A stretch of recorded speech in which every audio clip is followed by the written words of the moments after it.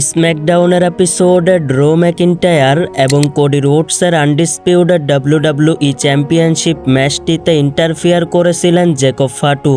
কিন্তু কেন Cody Rhodes draw ম্যাকিন্টায়ারের ম্যাচের মধ্যে জেকব ফাটু ইন্টারফিয়ার করেছিলেন? আর কেনই বা জেকব ফাটু ড্রো ম্যাকিন্টায়ার কোডি রোডস দুইজনকেই আক্রমণ করলেন? এর পিছনের আসল কারণ কি?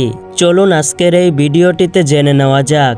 বিশেষ করে স্ম্যাকডাউনের এপিসোডে জেকব ফাটু স্টিল কেজের মধ্যে গিয়ে সর্বপ্রথম ড্রো ম্যাকিন্টায়ারকে আক্রমণ করেন।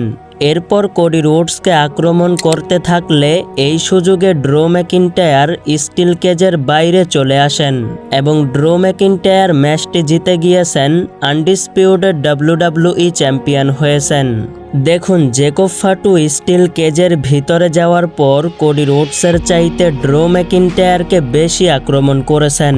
তবে ড্রো ম্যাকিন্টায়ারকে আক্রমণ করার একটাই কারণ, আজ থেকে কয়েক মাস আগে কেউ একজন জেকব ফাটুকে ভয়াবহ আক্রমণ করে হসপিটালে পাঠিয়ে দিয়েছিলেন।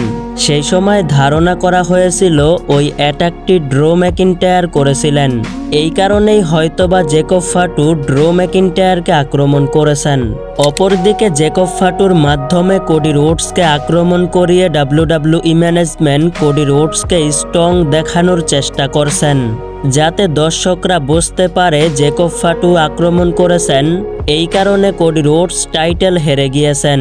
আশা করি বুঝতে পেরেছেন কেন জেকব ফাটু এই ম্যাচটিতে ইন্টারফিয়ার করলেন আর কেনই বা কোডি রোডস ড্রো ম্যাকিন্টায়ারকে আক্রমণ করলেন।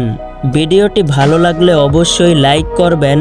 এই চ্যানেলে রেসলিং সম্পর্কে নিয়মিত ভিডিও পেতে হলে চ্যানেলটিকে সাবস্ক্রাইব করে পাশেই থাকবেন।